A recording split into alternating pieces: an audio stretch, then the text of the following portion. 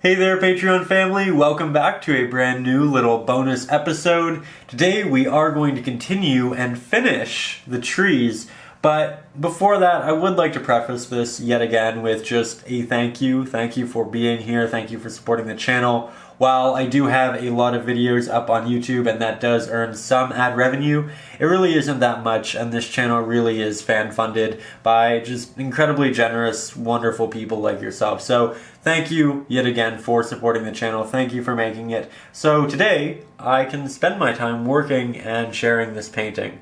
I'm really looking forward to continuing this, and again, I'm only able to do that because of you. So just, again, to start, thank you.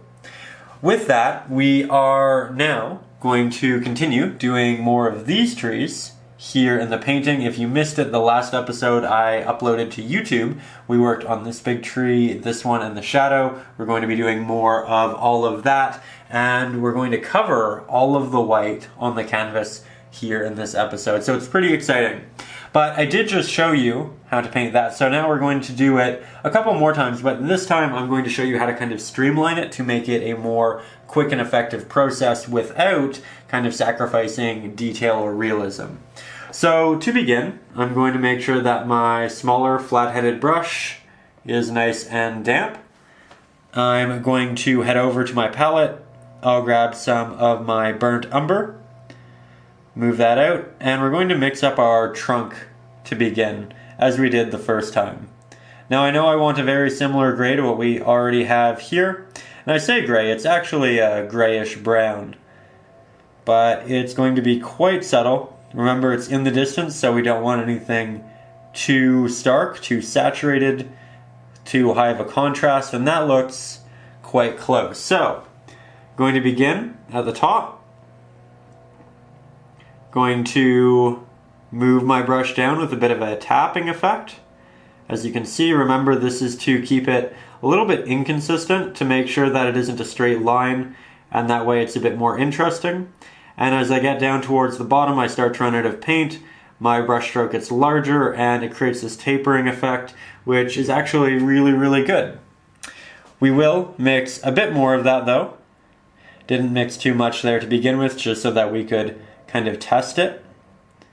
But here we'll mix a significantly larger batch. Used a lot of Mars Black there. Oh my. And there we go. I can see it works, correlates with the edges. And now I'll go back in and I'll just thicken some of these applications, because of course acrylic paint is innately semi-transparent. But from there, we're not actually going to go and work on the foliage.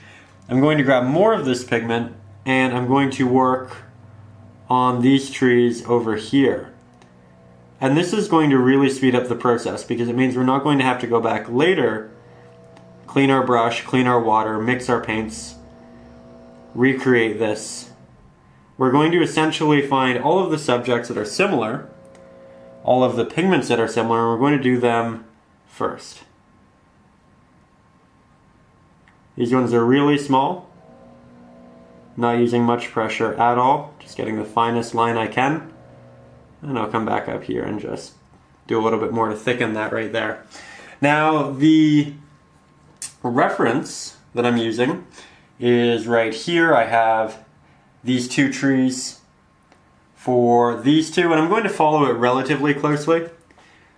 But I think, again, in this bonus episode, we do have some extra time, so maybe we'll also talk about things not to do, because I think that's always useful.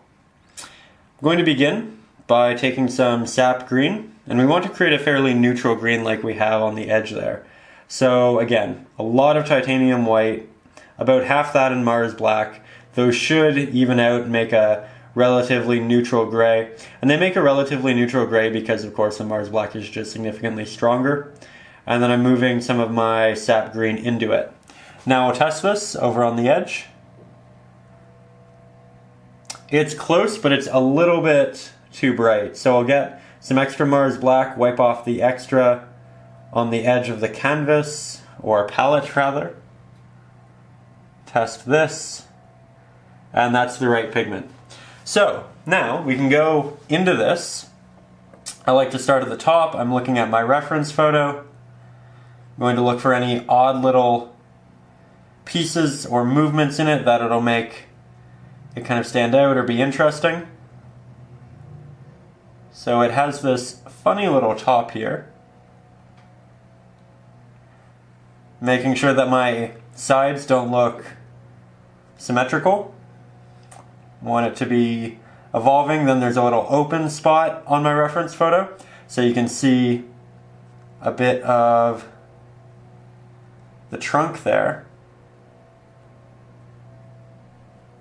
And now we'll proceed, so you can see.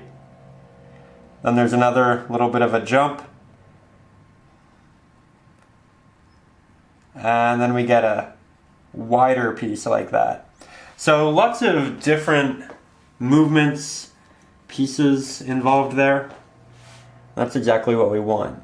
Now I'll need more pigment, so yet again we'll remix. I'll keep some on the side so I can know when I mix it correctly. And I think we got really, really lucky there. Wow, okay, perfect. So, back over here. I know that it extends farther on the right-hand side on this side than it does on the left. Again, another wider extension, and then it's quite tight, close to the middle. It moves out, and then it's incredibly wide. It comes back for a minute, and then there's quite the body on it. It's very full. And I'm just looking, almost at this point, more at the reference photo than I am at what I'm actually painting, which is kind of funny. One of my first figure drawing classes, my professor told me to look more at the model than I was my drawing sheet. And I thought that was crazy. I need to see my pad to see what I'm doing. I need to see if it's correct, but he was quite adamant about the fact that it would actually make me a much better painter in the long run. And at the time I didn't understand, but now I do see how it's useful. I think we do need to look over and see what we're doing and make those checks, but it's just an extreme example of the fact that looking over at your reference photo quite frequently really can make a big difference. Now we are done with the base color for this tree. Now we're going to move on to the base colors for the others. Then we'll come back and do all of the kind of volume in it. We'll build up the highlights, we'll build up the shadows in the same way we did the other one. But for now, we'll come back in to this.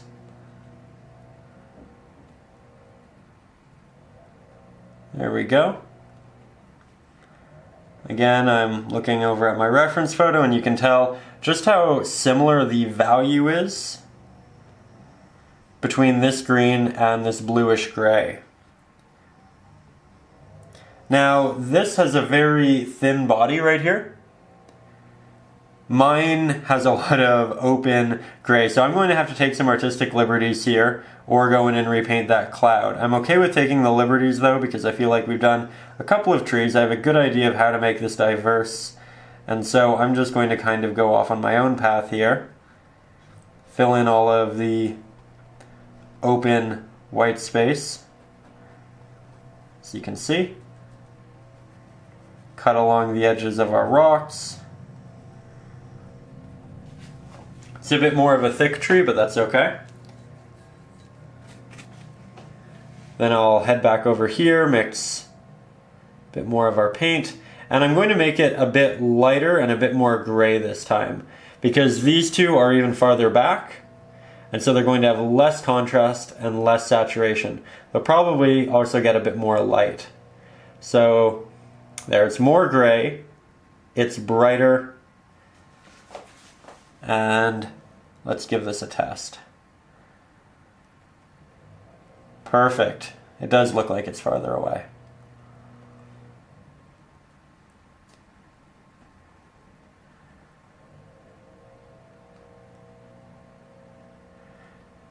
There isn't much detail in this because it's just at such a distance, we don't really recognize it from where we are. And that's important. If you want subjects in your foreground to pop, you need to make subjects in your background more simple. The eye can't recognize detail from that distance. And so it's okay to do things that are a bit more pushed back in that manner. Now from there, we'll come back into these. We'll add some shadows, starting with our sap green. This time we'll use more Mars black in our mixture. Use a bit of titanium white. Test this in those darker areas. It's quite close, but I think it's a little bit too green. So we'll add more Mars black and a touch of titanium white. And that's the correct pigment. So we'll head back into the body. Remember that it needs to be more on the left-hand side than the right-hand side. Can do subtle blends, but I'm allowing my brush strokes to still show through just a little bit, as that will give it a bit of texture and make it more cohesive.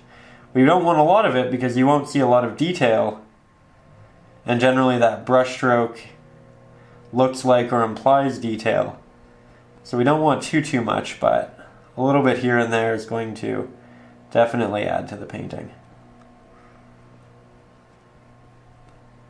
And you can see just how much more quick it is to paint these trees when we kind of do all of them together. Just bouncing back and forth with those same pigments. It's a much more streamlined process.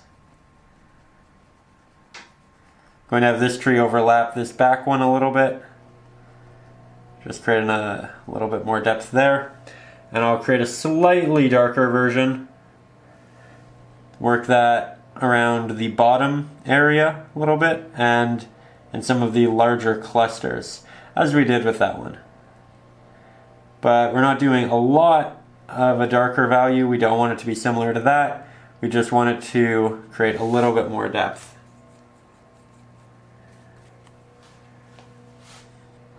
This is quite dark, so I'm going to move that dark pigment around. And in doing so, I'll make it much more thin, so you'll see the green show through and it won't look as dark. Can take just a hint of that and throw it into the back trees as well for a little bit of extra depth. But there we go, nice and simple. Now I'm going to move my reference photos and we'll do a couple of trees on the smaller back rock as well. Now for this next little area, I think we will get just a bit closer. That way we can really see the details in this section. So these trees here, they're going to be significantly smaller. That means they're going to be a little bit farther back. That means they're going to be a little bit brighter and they're going to be a little bit more desaturated. So yet again, we'll start with the base of them. We'll get some burnt umber, a little bit of titanium white here. A bit of Mars black. There we go. And yet again, I want it to be slightly brighter. So more titanium white. That value is slightly brighter than the other browns we have on there. Now I just need to kind of figure out where I want my trees to be. I think I'll have one here, like that. I'll have one obviously right here, like so. Maybe we'll do a smaller one, like that. Come over here.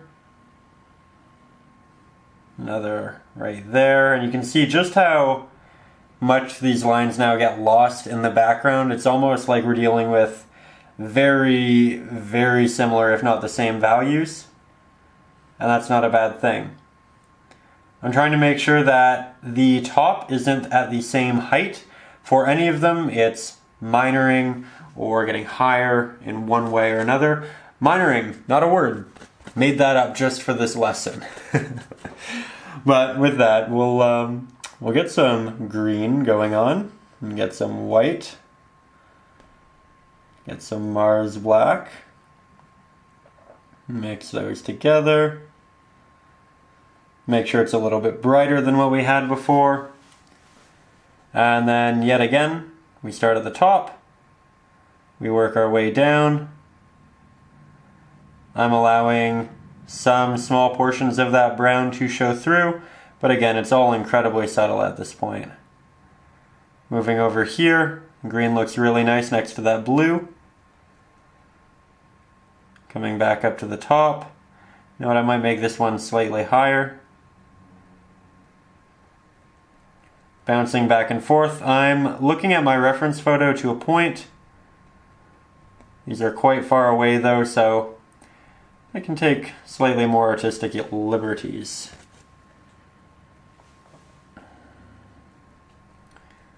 There we are. This one needs a fairly thick base over here to the right because of all of the extra white.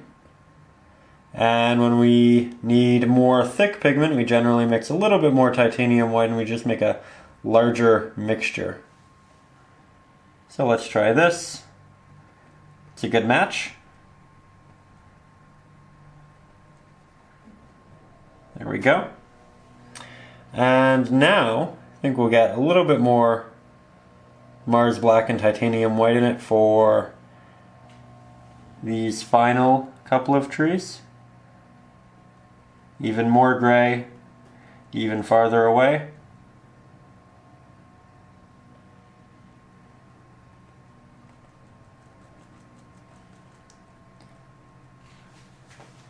There we go.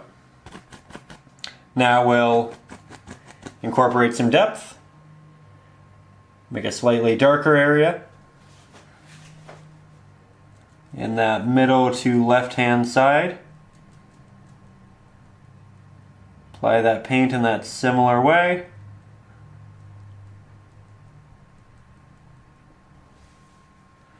And we'll need to do this a couple of times, of course. Build it up slowly. But we won't have to do as much because, again, we don't want these to have too much contrast in them. Need more paint. Sap green, Mars Black, titanium white.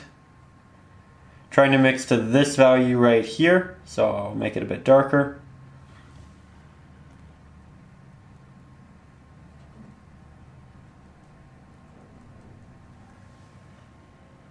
The bottoms need to be slightly darker than the top, so we'll get more.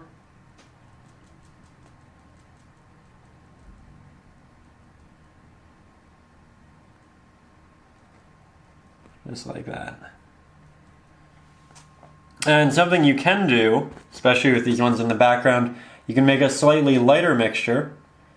So a little more titanium white, a little bit more sap green to make up for that lost saturation with the additional titanium white. And you can just create slight highlighted tips and edges on the right hand side. This will give it a little bit more depth, but keep it subtle. Keep it minimal. Just doing taps, I'm not having it cover the entirety of the tree, just portions. Work that in a little bit on this one. There we go. But just like that, we have 5 more quick and easy, nice and detailed, but subtle trees in the distance. And from there, we can either move over to the left-hand side or work on this big tree. And I think I'm ready for a big tree, so let's do that next. Actually, before we continue, I did want to take another step back, show you a wide shot. That way, we can really see the progress we've made through the trees, and more specifically, the progress we've made through the depth in the painting. Because by painting all of those trees at different distances, we created a lot of depth. And now we kind of have 3 different sets of trees. We have the ones back here, very desaturated, very almost just not noticeable. They really blend into the background. Then these ones are a bit more noticeable. They have their own identity. They have a bit more contrast. They stand out to a point.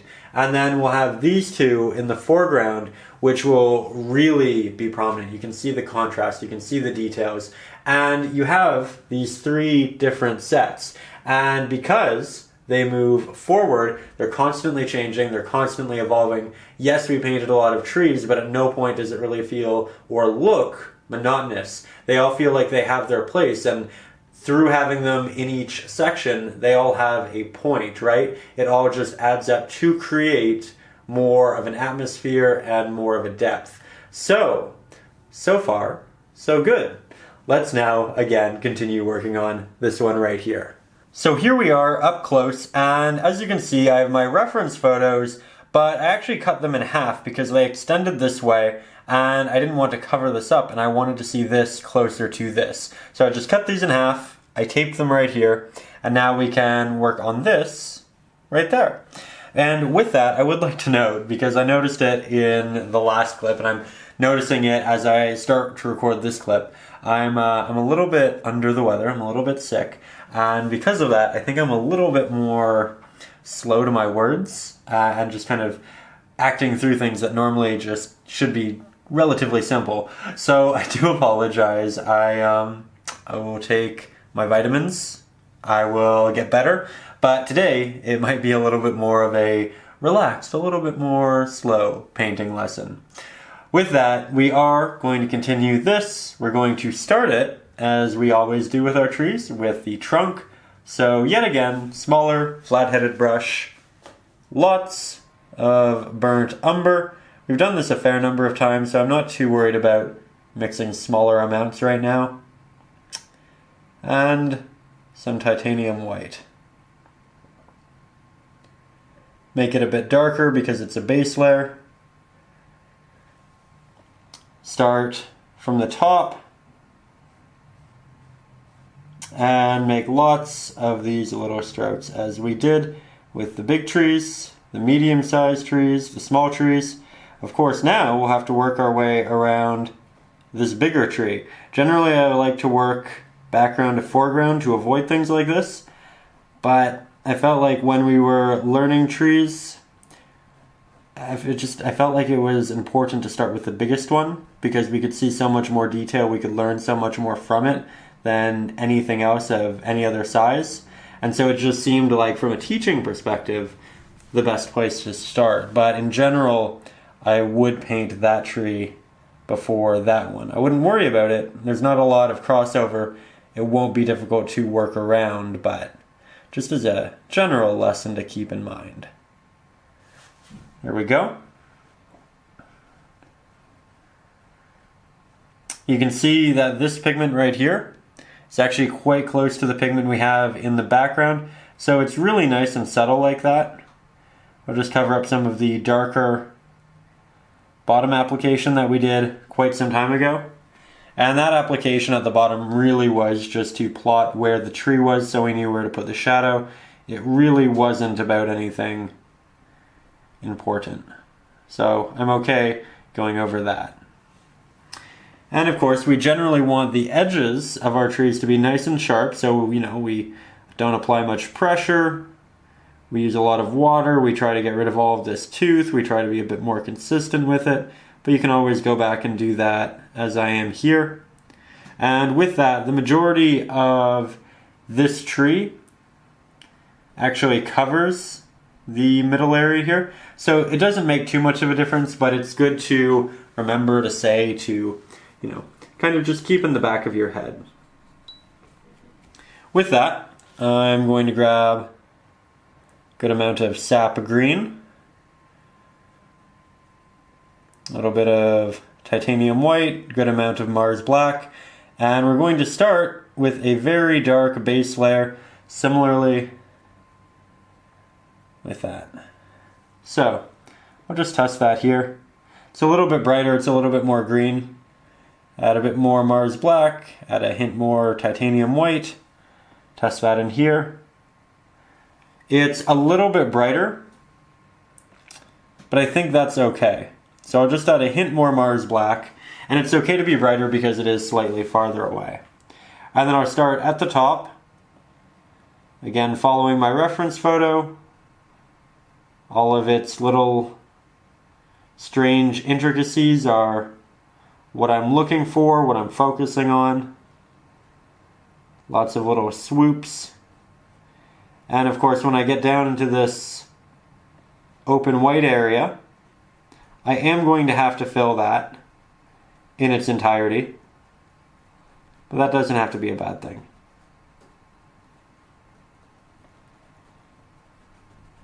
There we go. You know, sometimes I actually like painting when sick because it does just force the process to be a bit more relaxed, a bit more calm. Sometimes when you know you have to paint 4 or 5 trees, you might start rushing through them and, you know, not give them all the attention and care they deserve. But when your body just kind of tells you to relax, you can't really do too much about it. And the painting is sometimes significantly better for it. So I think I've accepted the slower state of painting that will occur today and embraced it. Here you can see that I'm just continuing to move down here. My paint's starting to get a little bit thin though. We don't want that. So I'll mix up significantly more. There we go. Again, we need to make it nice and dark.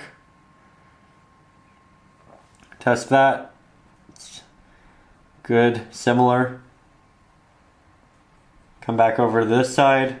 Just because we spent a lot of time over there, I don't want it to become too similar or monotonous. Here we have some that kind of drape down at the edge, which is fun. And some that also come up in more of a sharp fashion. I'm also going back and filling in areas that were a little bit thin, as we tend to do.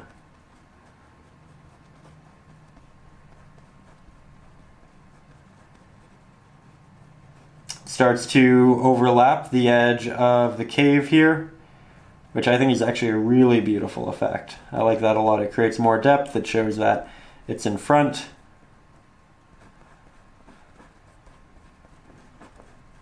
There we go.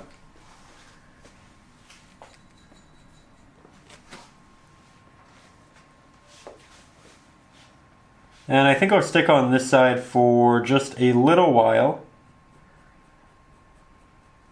because I'm finding a lot of success with it and it just feels natural and right. I'm going back and I'm adding slight details, little taps, while I have a lot of clean pigment on my brush and while my brush is nice and thin. And now that I'm starting to run out, I'll come back and I'll kind of fill in this larger area. I'll leave a bit of this trunk showing through. So I'll give it a nice clean edge on both sides and then I'll overlap it a little bit farther down.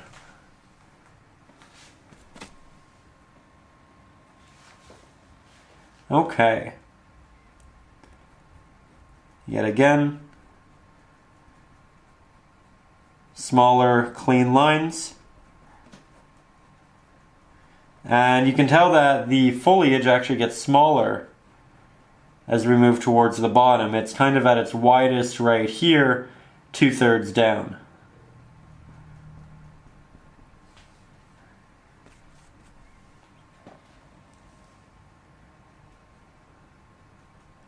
This is nice because it's quite stark in comparison to the backing grass.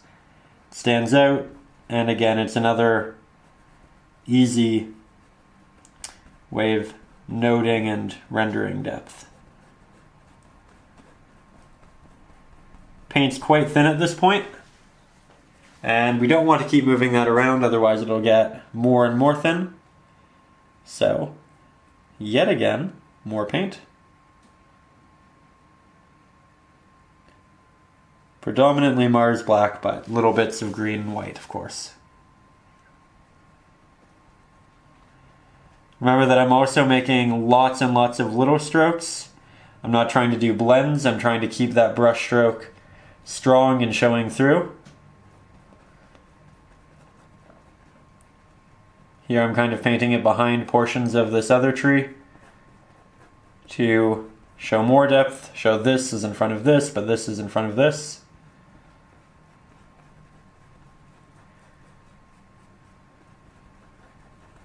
There we go.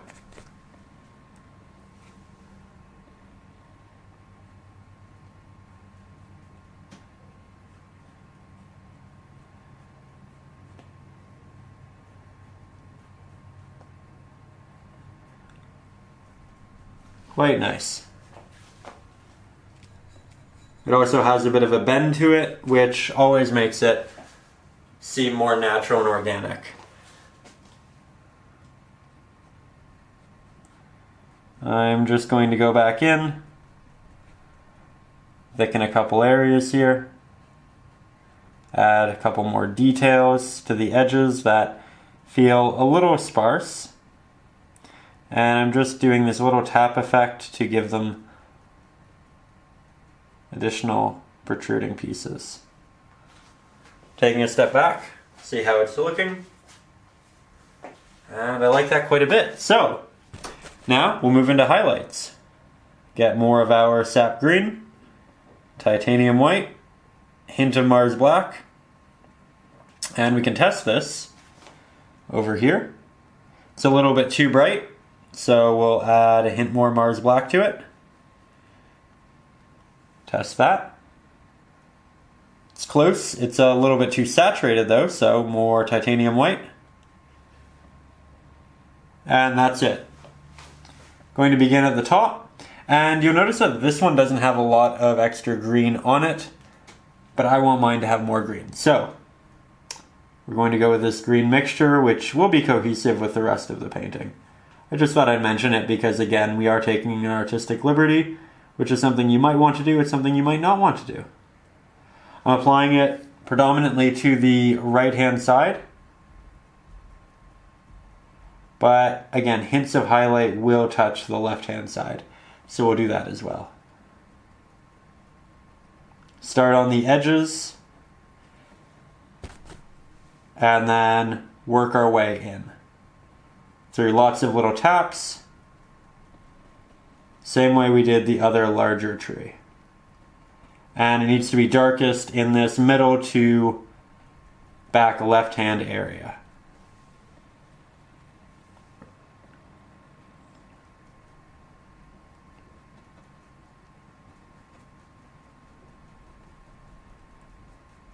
Once I start to run out of paint, I start to move in with that tap, build that texture, all of those brush strokes and motions. And as you can see, the tree's already starting to kind of blend into the background, which is really what we wanted. It's feeling nice and cohesive.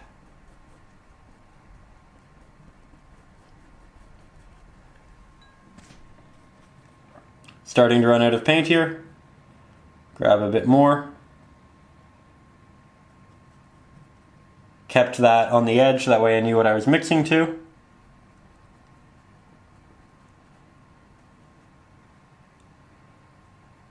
This bottom area will be quite a bit darker, just because it has so much foliage and everything on top of it. So I won't do too much there. Working this back up, just building a bit more physical texture with the paint.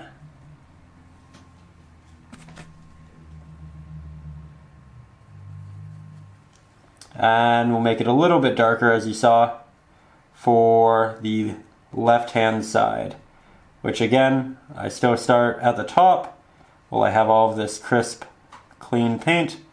And now that I'm starting to run out, I'll go back and I'll just work it in a little bit, but not to the same extent of the other side, because again, the left-hand side does need to be a bit darker.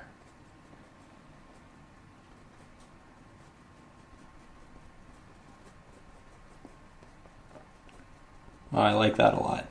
Again, this area that kind of overlaps the cave, pay some extra attention to that. Make sure it's really beautiful, because it has a lot of potential to be.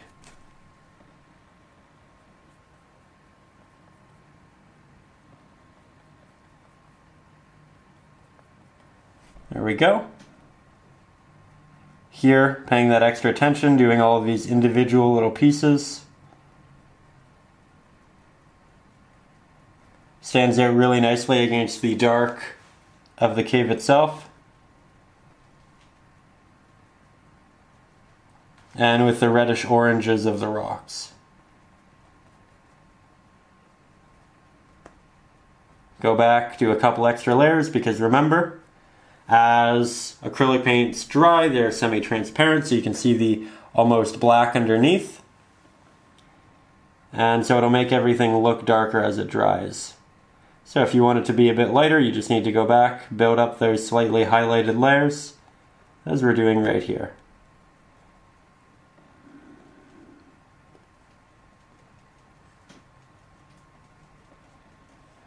But as you can tell, this tree is coming along a lot faster than this other really large one, and that's because it's not as big, but it's also because we've had quite a bit of practice now. We know what we're doing. We have our techniques. We have a good handle on our mixes.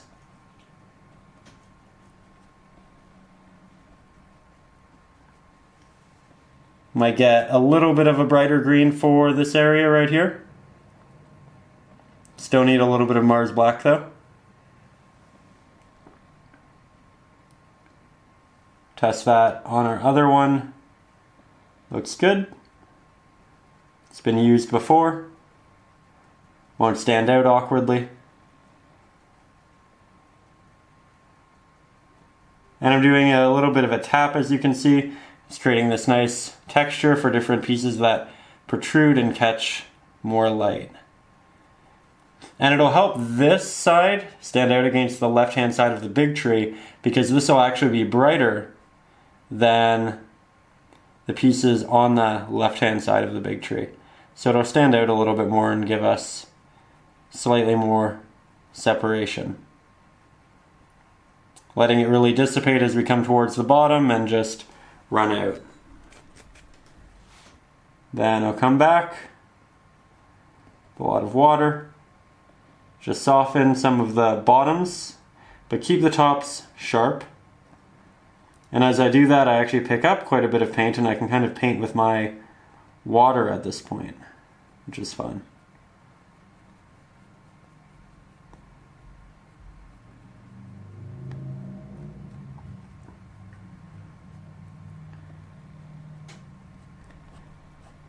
Soften all of it with my finger.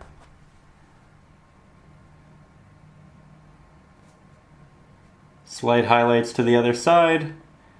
Slight details to the other side. And I think we'll take a step back there and see how it progressed. So here is our wide shot showing us what that tree looks like in context with the rest of the painting. And you'll probably notice that now literally more than half the painting is done. The right hand side is entirely void of white space, of canvas, and again, I feel like as we move through this, each and every piece looks better than what I initially expected or intended. And it's such a wonderful thing. So as far as the right hand side of the canvas goes, I'm going to give it 2 thumbs up. We are now going to migrate over to the left-hand side of the canvas. We haven't done anything over there in quite some time, and we will do the final 3 trees, which is really, really exciting to say. So with that, I am going to clean my water, clean my brushes, probably apply some additional paint to my palette, and then we will begin. So here we are on the final stretch of our painting. I have a clean water dish. I have lots of new pigment here on my palette, and I have a slightly larger flat-headed brush. This one's probably about 1/2 inch wide. Now I'm going to begin, as we always do, by dampening our brush, and these trees are going to be slightly less contrast heavy than the ones that we just did over to the right hand side, but they're going to be quite close. So I'm going to begin with some burnt umber, Mars Black, a little bit of titanium white, mix this all together, and I'm using a larger brush here because these trees are just quite large, and again I think we can just streamline the process quite well, quite easily by using this. So yet again, I'm tapping downwards, same way we did before, letting there be little movements to the left and right. I'm already finding that I have to press a little bit harder with my brush, which is making the stroke larger, as you can probably see. and it's starting to get semi-transparent, but looks like we'll be able to finish out this first layer, which is nice. And this is going to land right here on the middle ground.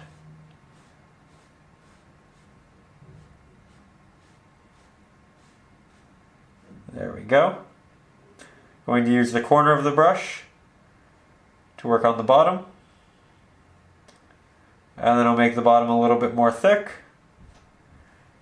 And I think that'll be a great base. While we still have this pigment, and while we let that dry though, let's go over here, work on our next tree. Same process.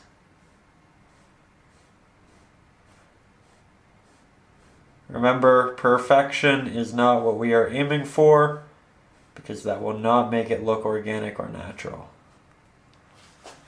Yet again at the bottom, being very careful, and this one's going to kind of disappear behind our rock here. So we don't actually see the bottom. So already we have a difference of depth between the tree we are currently painting and this one here to the right. Yet again, grab more water, more pigment, add to this one. Start at the top, move my way down. And this actually has really nice coverage. I didn't have to stretch the paint far at all. And I don't think we'll have to go back in and do a second layer for that. So that's great.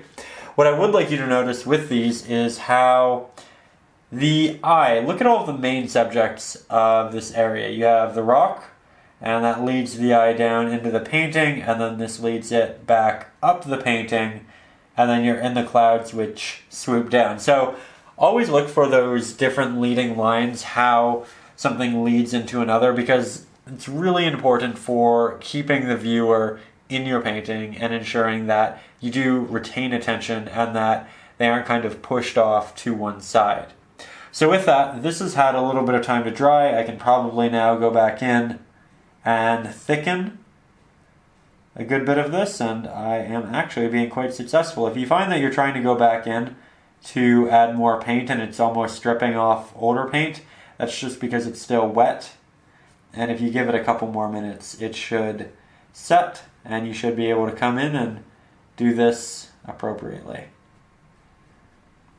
Of course, in an ideal world, we would have painted these two trees before this rock structure, but I wanted to progress through the painting with different subjects to just make the learning process a little bit better. That way we could really focus on things. But a good way around kind of remedying this is just to go back over the top highlights of this rock once we're done with this area. Now, I want to go in and I want to work on the green. However, this is still wet right here, so I want to let this dry for 2 minutes, and then we'll come back in. That way, if we paint on top of it or move into it, we're not taking these darker pigments into the green and diluting it.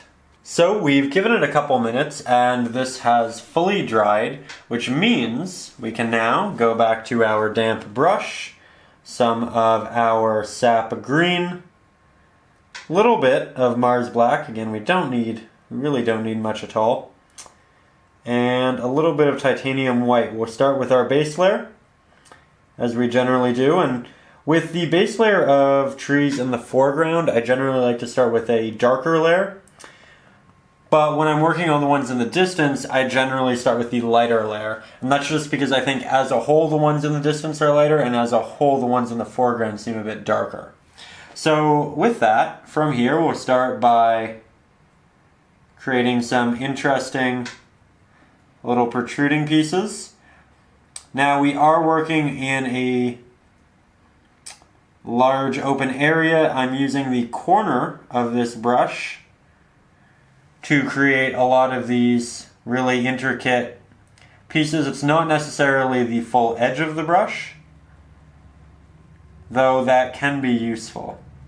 And here I do have some white spots on the canvas, so we will cover those up and then proceed. And something I almost fell into a trap there of You see this area right here, I almost made this the same size.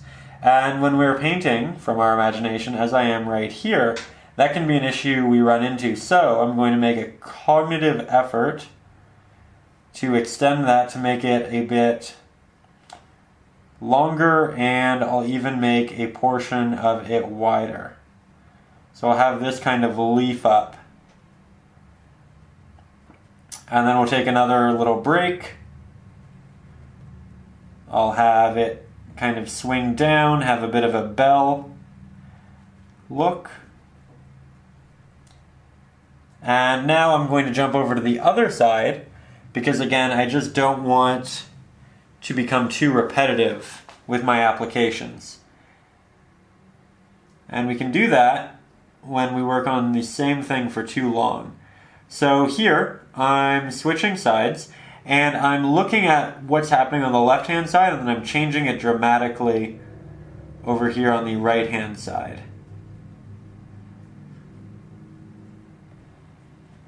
Here I have a lot of white, so we will fill that in. And I wanted to do a couple of trees from my imagination just to show you that you don't have to work from reference photos. There are a set of ideas and kind of mental guidelines you can put in place to make sure that your trees are evolving and interesting. I do think using reference photos is the best way of creating something original, at least using them as the base, but it isn't necessary, and we shouldn't feel like we're really lacking if we don't have one at any given time. We can still create something great here. So here I'm just mixing up more of that pigment. Mixing it quite a bit here because we've been mixing greens all day. And it is something I've gotten quite confident with. Now I'll leave some openings in some of our foliage right here, which I think will be interesting. As I see that it's progressing, I want slightly more changes, so I'm coming back up here, and we'll have a piece that kind of sticks out like that.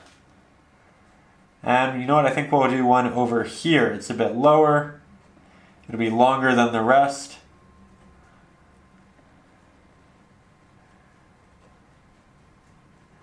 There we go.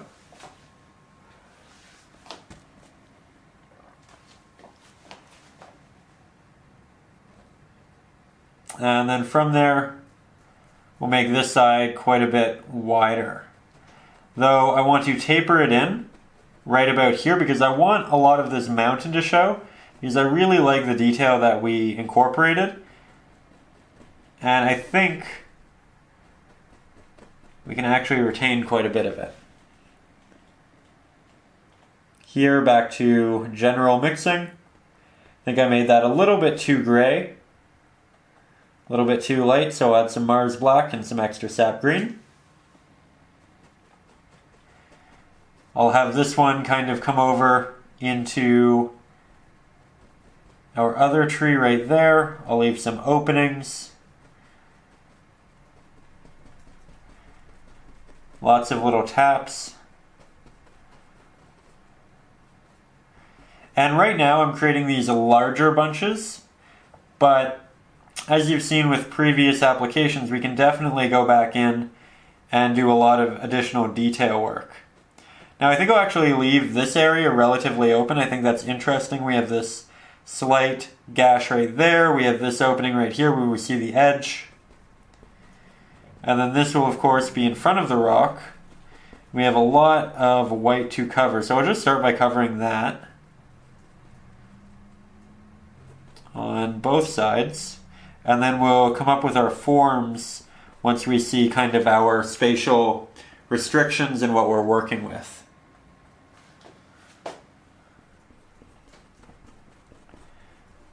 So almost done our base layer right here. And that is far from finished, but the middle of what we have going on. It's kind of like our foundation. Now we'll take a lot of clean, crisp paint, and I'll add all of these little details and lines They'll be quite sharp at this point. You can see right there. And I think we'll actually really extend some of these.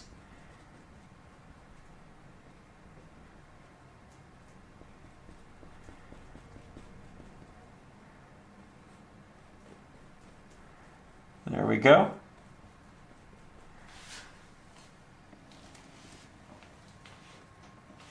Grab a little bit more.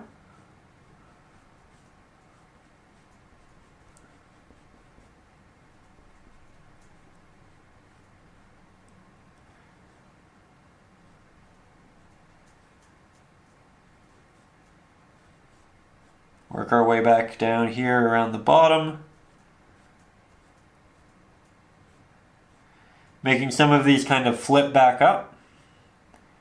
They don't all have to be moving downwards or moving out to the left and right. And here I'm covering up a lot of that trunk.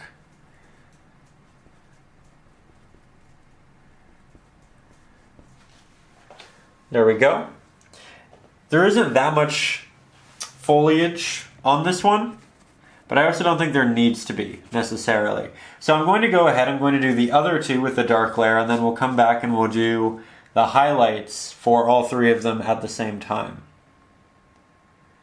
But as I do the other two, I'll get a much better idea of if I can go and make this wider. But I don't want to make it too wide yet because I don't want to make any of it too complicated too early on. So here, moving a bit more quickly and sporadically, and I'm doing that to a point just to forcibly switch up how I'm applying paint and the areas I'm doing it, because when you're doing it cognizant, or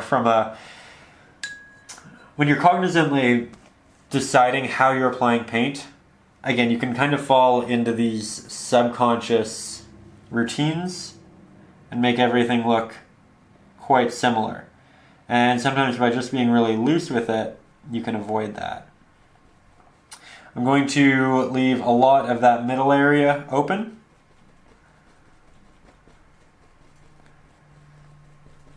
And I think we'll actually move over into some of this, but the paint right here, it's really quite thin. We need significantly more pigment and less water. So here, we'll mix up that pigment.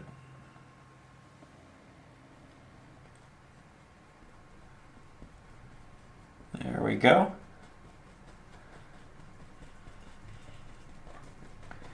Remember to leave little holes and openings. This tree is slightly, and I do mean slightly, brighter than this one. And that's just because it is slightly farther away. But if you were to make them the same, it really wouldn't be at any real cost.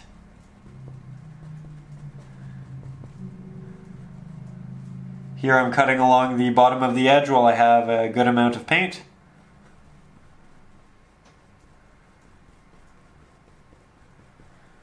And I think that's a good general body. So now we'll clean our brush, make sure we get all that excess paint off, go in with a fairly watery mixture now, and work in all of those extra details. Lots of little taps and lines. Nothing too complicated here.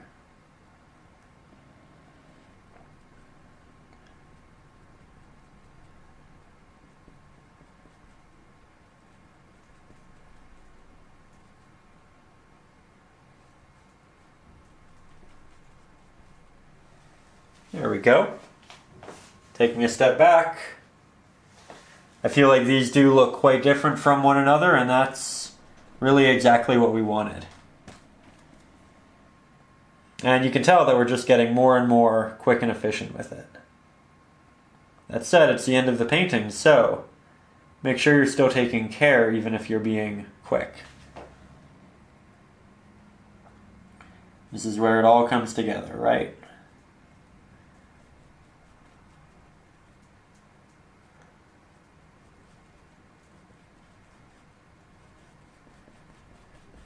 filling in the white areas. That way I know, again, what I kind of have to do, and now I can get more playful with it.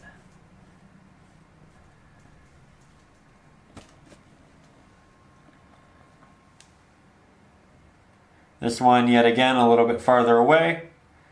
So it doesn't need to be as saturated or as dark as this one.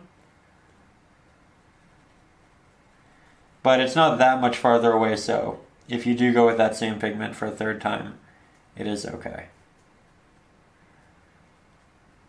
Just know you don't have to worry about it. If you feel like you make the top a little bit too wide, you can always make it a little bit higher and then taper that more. Just a little trick. I'm also going to make the bottom quite a bit more thick. That way it kind of naturally progresses in more of a tapered form.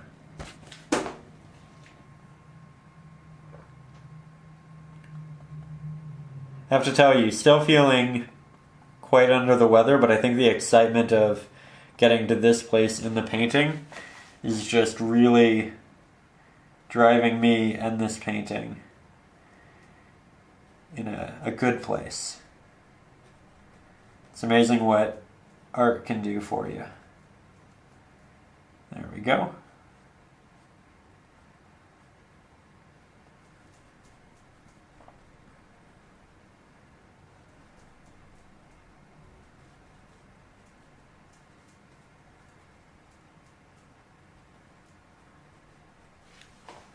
Now I'm expanding. Started off with something quite small, building it into something a bit more sizable, giving it unique little pieces. Grab more of that. You can do the same over here.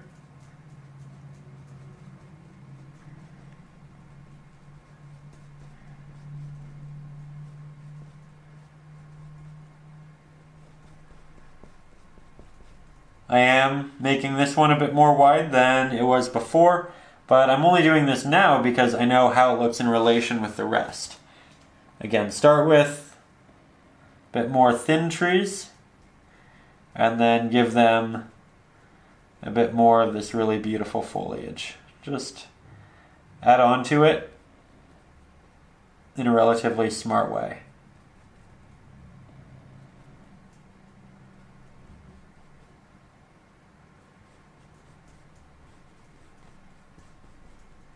I like how it kind of gets a little bit lost in here, all of our details.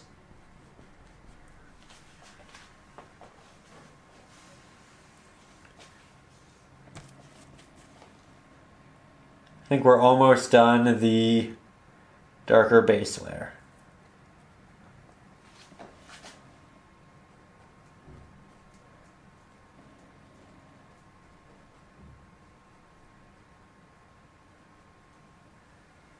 There we go.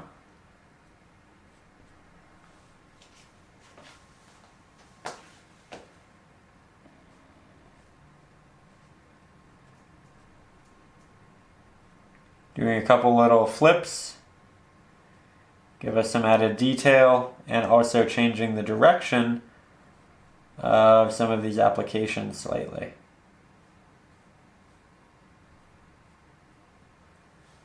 There we go. I think that's just about how much detail I want in this. Again, they're not extremely close to us, so they don't need to be fully fleshed out, but they need enough. And I think we are extremely close to that mark. Just want to clean up the bottom area.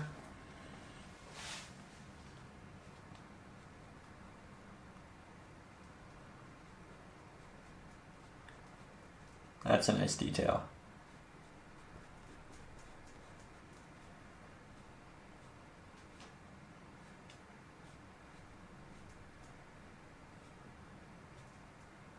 so is that. Okay, so from there, we're going to let that dry again. It'll probably take 10, maybe 15 minutes at most. Then we'll come back in and we'll add some highlights. In that time, I am yet again going to clean both my water and my brush. That way I don't take any of these darker pigments in with me into the highlights and dilute anything. So, just a friendly reminder to keep things clean. So it's been a couple minutes. I now have some clean water and the paint is fully dry. So we're going to hop back into this with the smaller flat-headed brush. Again, this one's about 1/4 of an inch. And I'm going to use this as opposed to the other because I do want some real detail work here in the highlights. Now for the highlights, we've mixed them a good number of times before, but yet again we begin with some sap green, a little bit of titanium white, hint of Mars black. We don't want it too bright, but brighter than the rest of it. I always start at the top on the right hand side. I'm using the corner of the brush for the really intricate detailed areas. And then once I get to the slightly larger areas, like this, I'll use the side of the brush. Much like our previous applications, I'm starting on the edge and then I work my way in once I feel I'm starting to kind of run out of paint, which is right now. With that though, this is a lot of detail work, so I think I'll pull the camera a bit closer and you can watch this part being done almost from the view I have. There we go. So here, I am just going to grab more of that pigment, find the next edge, and you can see that it's quite watery. I'm getting a very small, thin application, which again is best achieved when your brush is nice and wet. And now that I've started to run out of paint, I'm going to work my way back up, blend inwards, and connect some of these applications. There we go. I don't want to run all of them through the middle here though, because I do want some of the bark showing through a bit later on.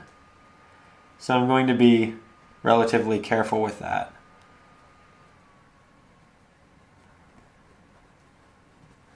There we go. I think we'll get some more titanium white, a little bit more Mars black.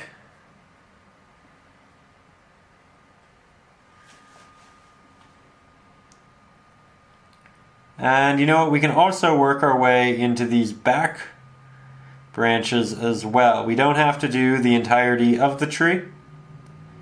Sometimes when you're working on a canvas this large, you kind of have to adjust the easel and where it's sitting to move up and down comfortably.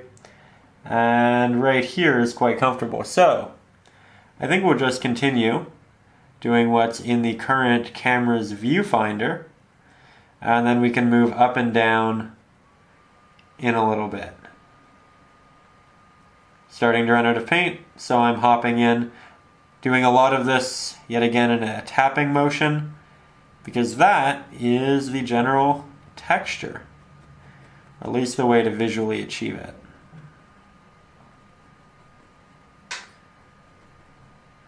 And of course, the more we do this, the brighter we'll look, because we are applying over a very dark layer, and the more layers we build, well, the brighter it gets. Here's a great example. I'm not actually using any different values of paint, I'm just applying green on top of green instead of green on top of almost black. That said, it might be a little bit too bright, so if you do that, you can just take a lot of water, work that, and then peel the paint off. Nice and easy.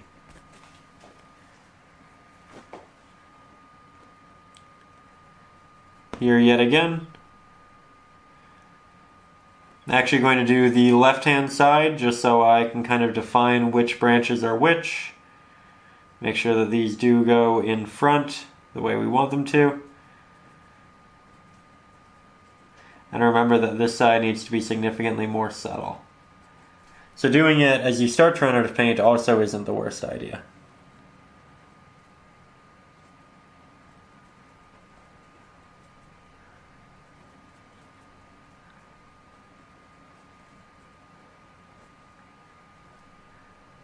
Making it really soft up here at the top.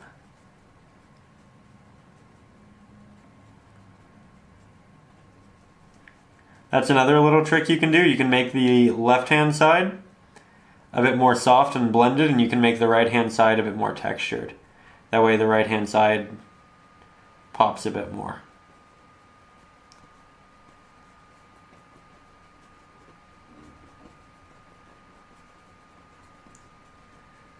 There we go. Won't go any lower than that. Still want you to see what we're doing. Grab some green, some black, some white. There we go.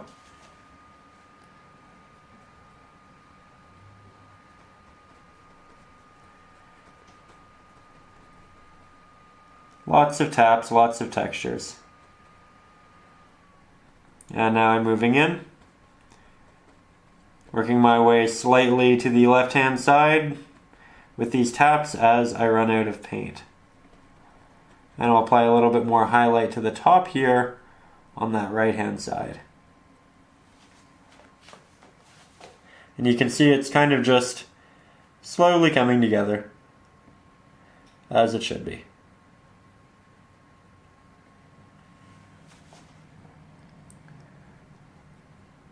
Nice little taps. Taking a step back, just making sure it's all nice and cohesive. I don't have one area that's kind of popping significantly more than another.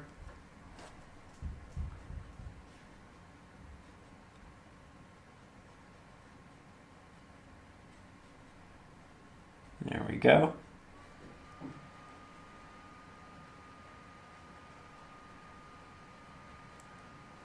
Lots of little highlights down here that are pretty delicate because we have both trees taking up similar spaces.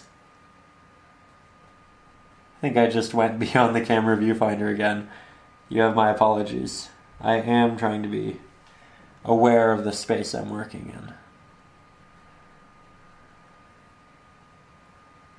Here I'm building up some highlights. You can see it's just getting brighter and brighter despite using, again, their same pigments.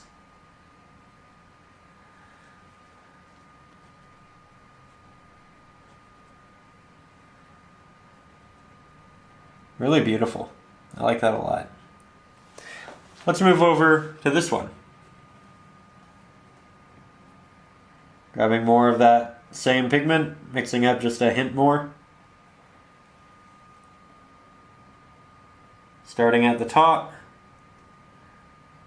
And I think this might be a bit more white heavy. So I'll mix in more titanium white, or rather more sap green and Mars black.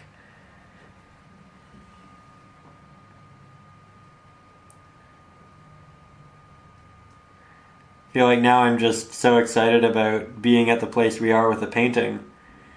Kind of ignoring the fact that, again, I'm a little sick and a little spacey. But that's okay.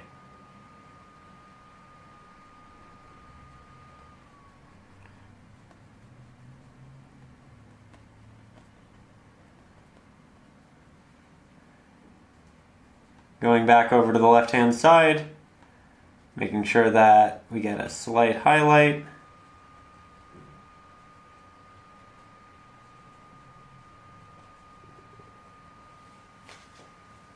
And now it's time to go back with just more of that same pigment.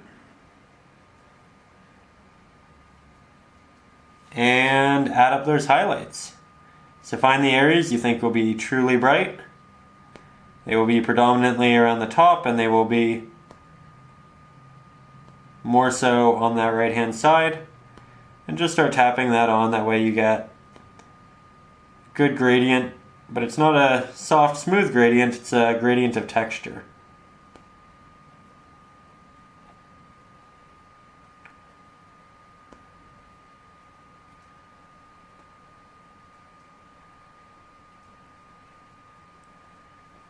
There we go. Can be a little bit darker or lighter. Can play with it. I think I'm going to make the top of mine lighter.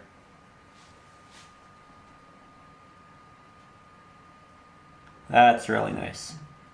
Stands out a little bit, but not too much.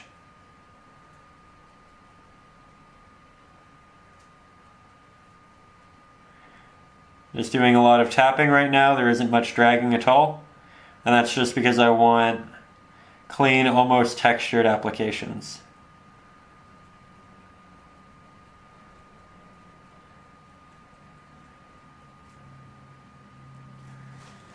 There we are. Let's actually take a bit more of that highlight, work it on into these areas. I think it's just so beautiful.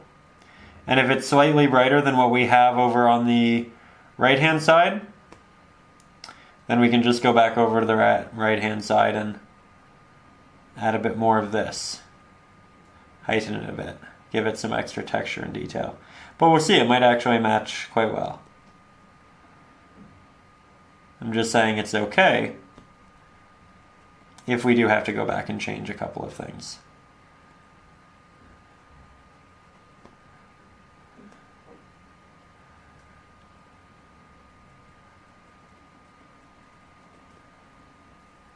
There we are.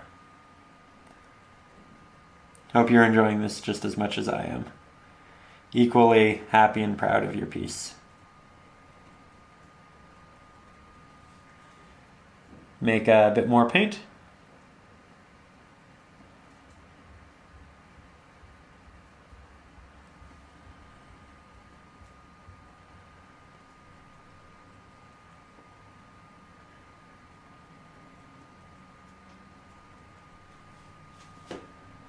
There we go.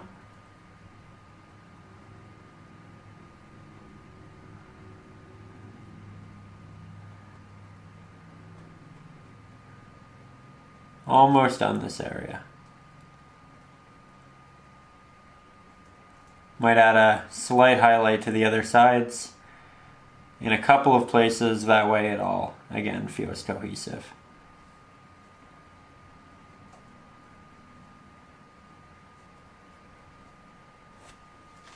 There we are. Okay, so from there, I think we'll move the camera probably up, finish this top area, and then we'll head back down and do the bottom. So here we are at the top, and I think it's kind of a neat shot. The two tips of the trees and the sky. That in itself could be a fun little painting. But here we have more of our highlight, using the corner of my brush, tapping inwards, just trying to build it up in the same way we did the area that was a little bit down below. And then taking that excess and just adding a little bit of a highlight to the other side there. That said, we need a bit more paint, so we will mix a bit more paint. There we go. Oh, that's gorgeous. That's what we wanted.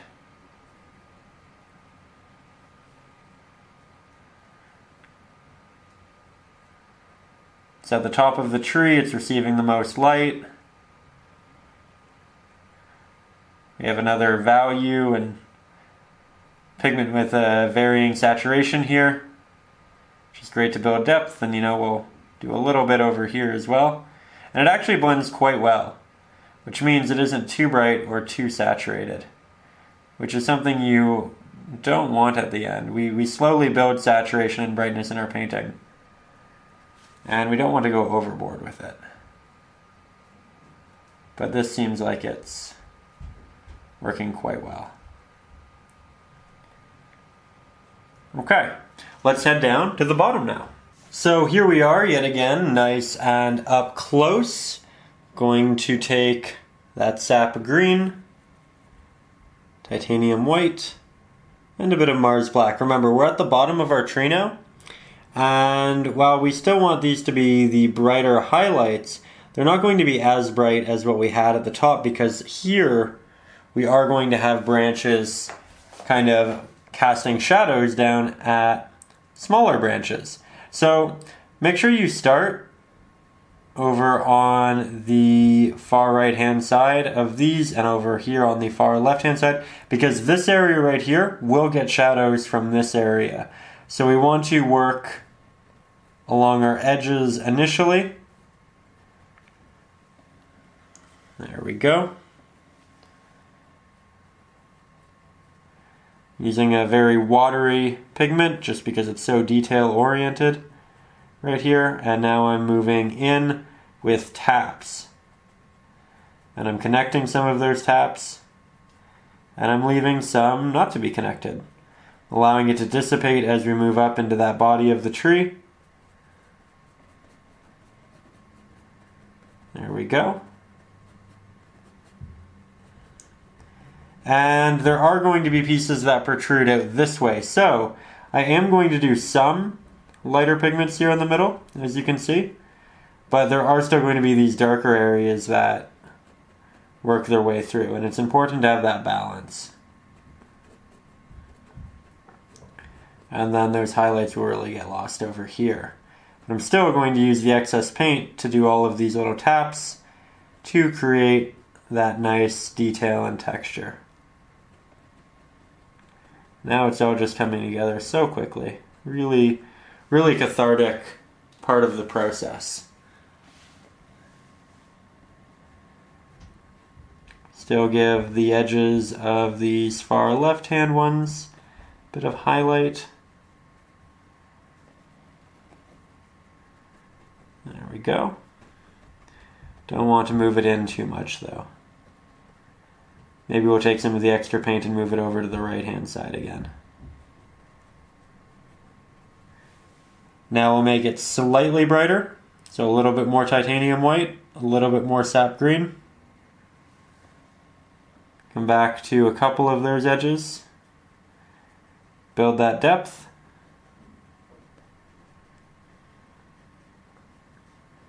Really clean.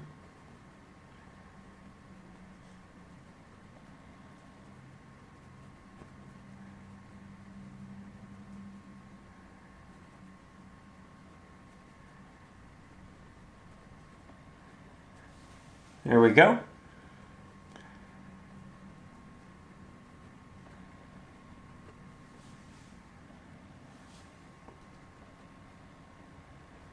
And I'm just applying some of these true highlights to the edge for the third or fourth time, allowing it to build. I'll also go back in here now that I have almost no paint on my brush, and I'll just do a little bit more textural work in the negative space of the other limbs.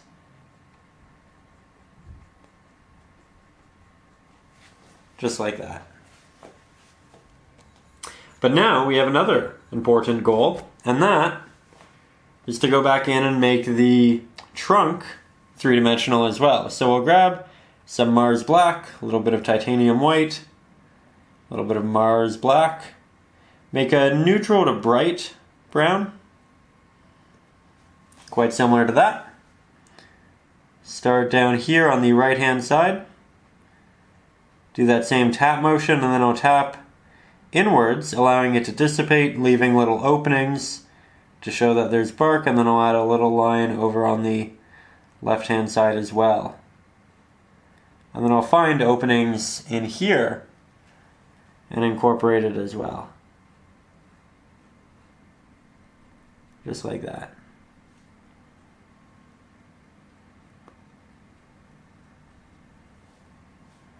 Just adding the smallest hints, not much at all. Build up the highlights slightly, a little bit more titanium white, a little bit more burnt umber.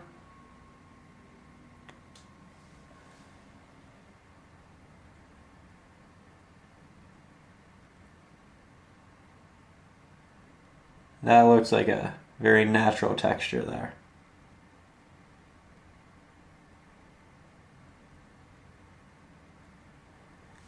There we go.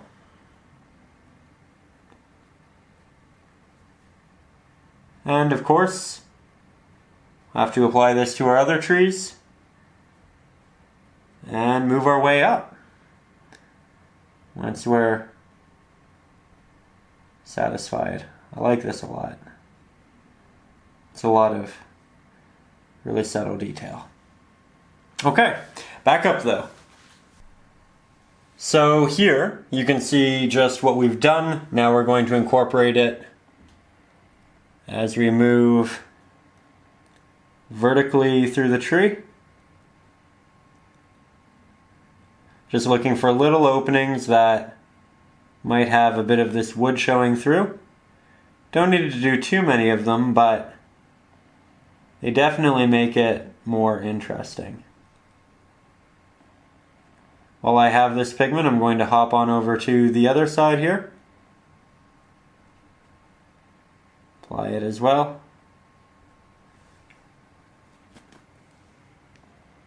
Mix a bit more.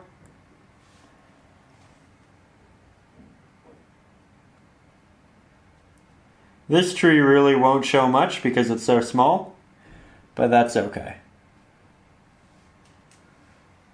And then I'll make a slightly darker variant.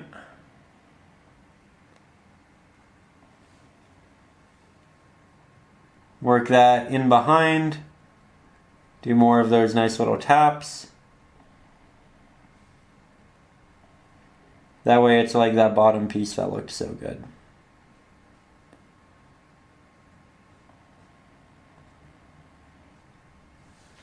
There we go. Now, yet again, I'm going to clean my water, clean my brush, then we'll hop into the final part of this painting, which is the shadow from the tree we just completed. So we are back. We have a clean brush, we have clean water. I'm going to switch, though, back over to the smaller round-headed brush. Again, this one's about 1/8 of an inch. And I'm going to use this because it's what we used initially for all of this down here. So I'm going to begin by wetting it. And we're going to create the same shadow here that we did in the other area of the painting, which means we're going to mix a darker green. Mix that right down here.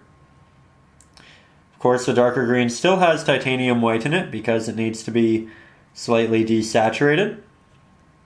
I think I want it to be even more desaturated, so we'll work a little bit more white and a little bit more black into it. Much better. And now I want a darker, desaturated brown as well. So there's some burnt umber, titanium white. That'll mix to make a gray. Then the brown will mix and make it the shadowy color we need. Giving it a bit more saturation to the point where it feels like it's very natural with our green.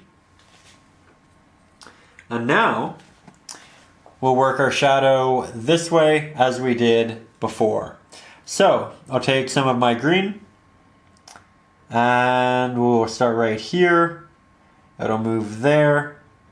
It'll move through this rock, and then it'll start to get wider. Just like that. Again, I'm only covering the green areas right now. I'm trying to go in the same stroke and line as the initial strokes. That way we still have the movement in the ground and the general hills and shapes. Now I'll switch over to some of the brown. And we'll start working that shadow through here as well. You can tell that it blends really, really well with the green. There we are. And we'll continue working that through. Again, much more quick the second time around. We've done it once. We have a better idea of how to do it. I definitely prefer the repainting to the glaze in this instance. I think glazing can be really, really beautiful and it can work really, really well. But here specifically, I do like the repaint effect. With that said, we will need more paint. So I'll just mix up some green. Again, I'm leaving the edges clean, that way I know what I'm mixing to. And that looks pretty good.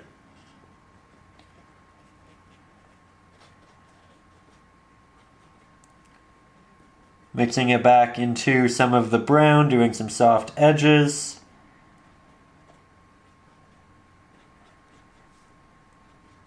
And then moving forward. That said, we need more brown again. And I'm trying to work relatively quickly. That way I get these two blended together as I go. But again, as we talked about the first time we did the grass, it really is okay if they dry. You can always come back in.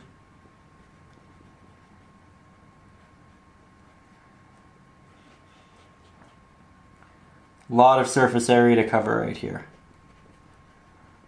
And I know it might sound kind of strange that we painted all of the ground with the highlight first. Why didn't we just paint it with a shadow? Well, because we weren't entirely sure how strong we wanted the shadows to be yet. We hadn't done the other ones. And I think the other ones were more important. So by waiting, we're able to kind of gauge it better.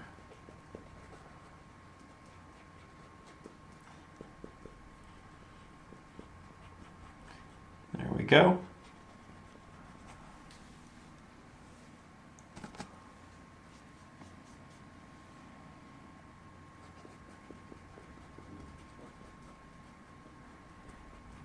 The greens get darker down here and they actually start to look more like the shadowy greens, which is kind of fun.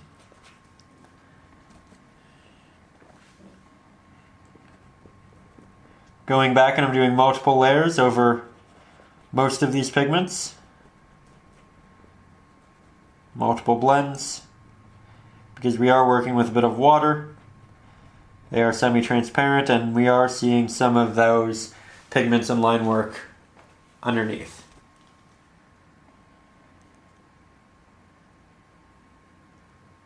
Mixing yet again, leaving the edges.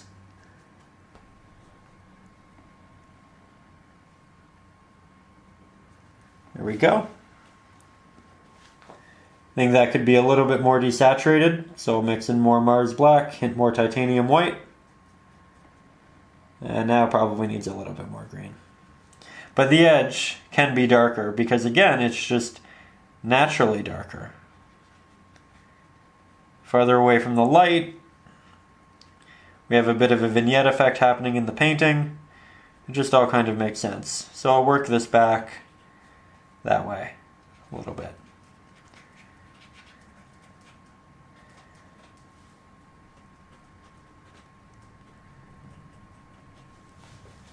There we go. And again, I know at this point it looks a little bit messy, but it's meant to.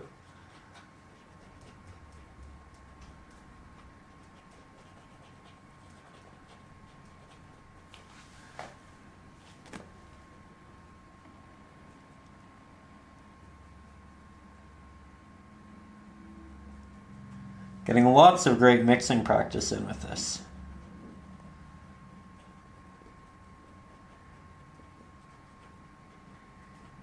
Going back, thickening a lot of these layers. If you feel like an area is a little bit too bright or too dark, don't feel apprehensive about going back and changing it. It's worth the extra 1 to 2 minutes to feel fully confident about your painting once it's finished. Don't want to leave it with the thought of, oh, what if I did that? Or what if I tried that? What if I lightened or brightened that? You know, make sure it's what you actually want it to be. And I'm also trying to make sure that this works over a hill. It goes down, it comes back up, it'll go back down. So I'm taking that lesson from our first shadow as well.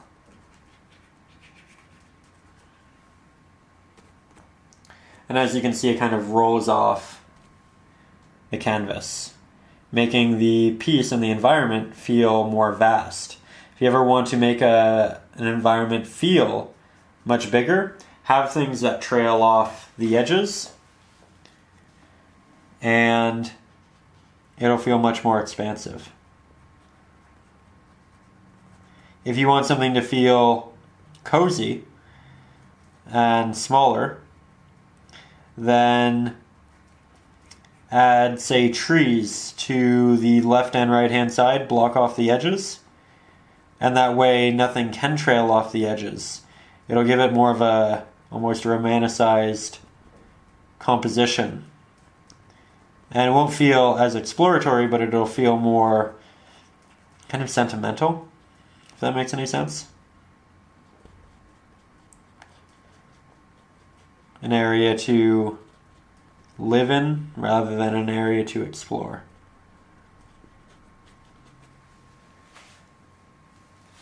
I feel like the brown might be a little bit too saturated, so I'll mix a more desaturated version. So we'll just use a lot more gray, which means a lot more Mars black and a lot more white, just a little bit of that burnt umber. And let's try this right here. If we don't like it, that's okay, we'll just paint over it.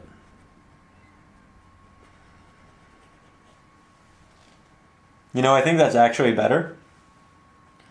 Significantly.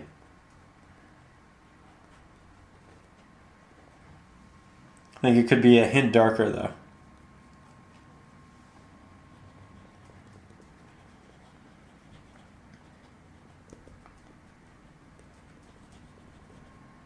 There we go.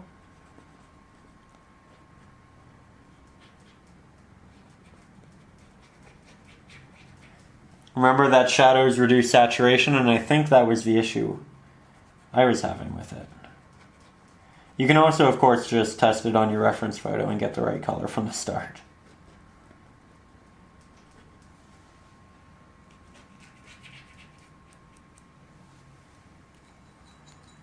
I like that a lot, but now I want more green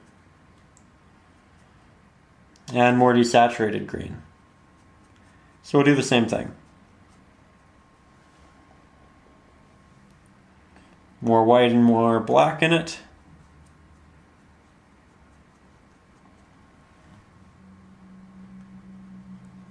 That's better.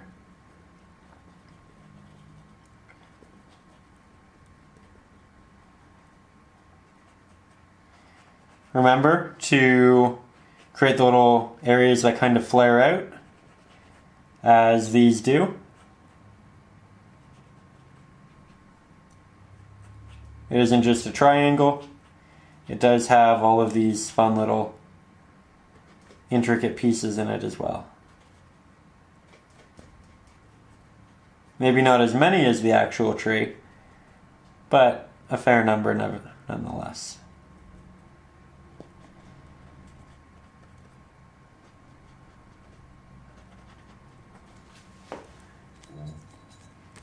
Going to blend these areas into the dry, brighter paint with just a wet brush.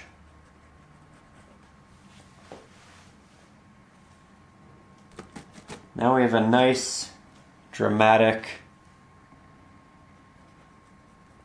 shadow. But of course, there are openings in the tree, and we should paint openings. So now I'll take some burnt umber, titanium white, make it nice and bright. I'll grab a hint of the gray, just to interject a little bit of Mars black in there. And then I'll say, okay, this is moving in. There will be a little opening right there. Maybe there's an opening right here and right here. Maybe they connect right there. I find this opening right here. I say, you know what, that looks like it's right here. And we'll connect that out actually.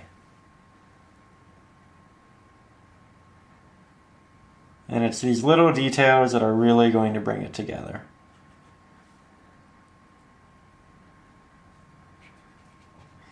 Remember that the head of it is going to have significantly more openings. So I'm doing a lot more in this area.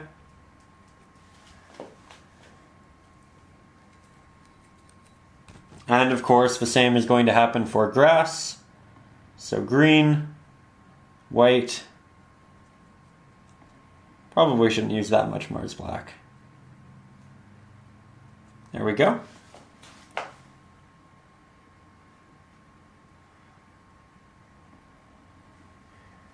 Just find wherever there might be an opening.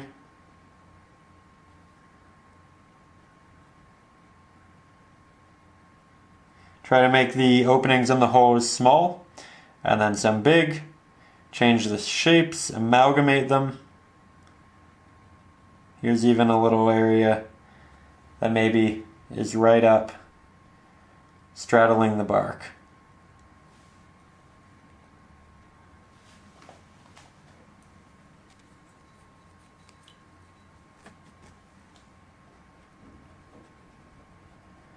Here I'm just going back and softening more edges. Making sure that we have some nice blends. Make the light look a little bit more diffused as it shines through. If you ever want to paint more diffused light, apply the paint and then go over the edges in a round stroke with a round-headed brush. It'll soften it and it'll make the light look softer. There we go. Now, I know I said this was the last area to work on, but I do think we should add a shadow to the large rock in the middle of the painting. So we're going to go back and do that now. Now, this rock, it won't create much of a shadow, but it will create a little bit of one. So, yet again, we'll actually work with that same darker green we were just using.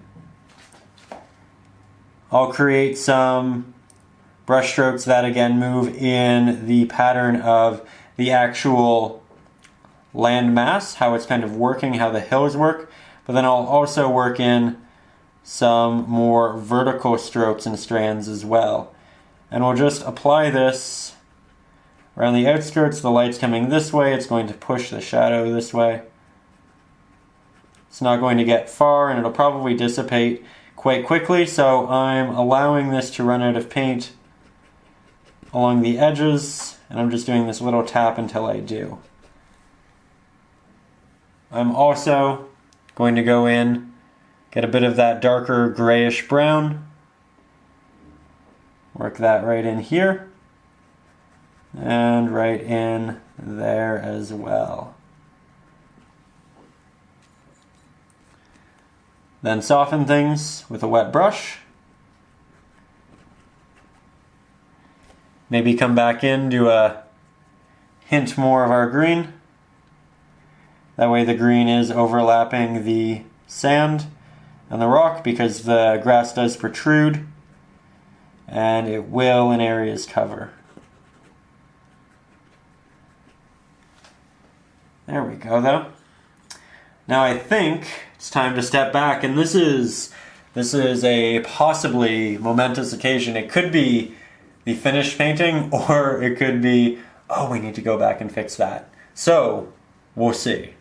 So, here we have a wide shot, and I'm not entirely sure what to say, because what we just did, we went in and we worked on those shadows right there, the shadow right there, and we said, if those work, if those end up looking great, then we're done. And upon stepping back, upon reflecting upon it, I really do like what we accomplished with both of those shadows. I feel like they work very cohesively with our pre-established shadows over there. I feel like the values between them feel very cohesive, and when you are painting multiple shadows in a landscape, the thing that you really need to watch out for is making them consistent, not having some be significantly brighter or darker than others. And again, I feel like they all mesh quite well together. So we don't have to go back in and rework on those areas. And I think, in this iteration at least, we've applied our final strokes, and this right here is our painting, which is incredibly exciting, incredibly rewarding. I mean, we've been working on this together for the last month, and we've never put this much time and effort into a painting together. I think prior to this, the longest lesson we did was maybe 4 hours, and this, it's probably now closer to 15. So I really appreciate the time we spent here. I think that we've accomplished something great. I hope that you are just really, really proud of yourself in sticking through this, in going through this painting.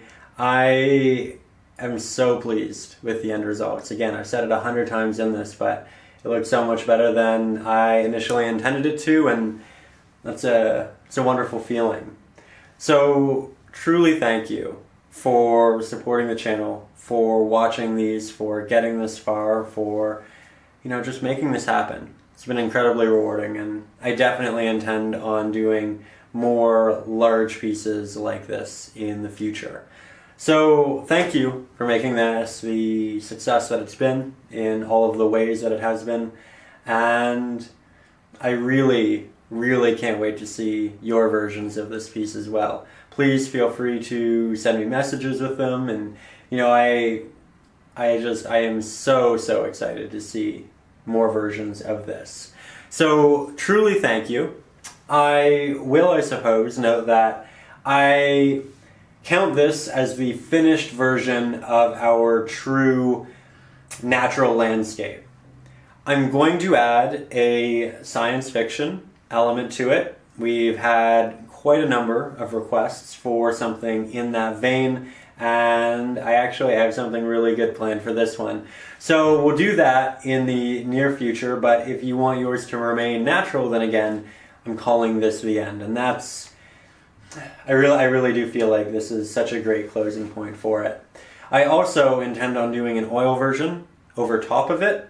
Not that I think oils are inherently better than acrylics. I had a comment asking about that on the Facebook group, but I think that it has a very different finish, texture, sheen, and look, and I'd really love to see what such a big painting that I do looks like that. And I think I'll also use it as an example for those of you who have never painted with oils before, because I think it's much easier to paint on top of a previously painted acrylic painting with oils than it is to just learn on a plain white canvas. So I think this will be a great conduit for that. And so through this, we'll add a scientific, or a science fiction rather, element, and then we'll teach oils through it. And it'll keep adding to our knowledge base. Again, I'm concluding this a little bit sick, but I'm so happy. And a common cold cannot keep me down. So again, thank you. I will see you in the coming weeks with more iterations of this, but again, I would call this finished on a normal day. I just have more things I want to teach. So congratulations on making it this far. This is wonderful. I will see you soon, and yet again, truly, thank you.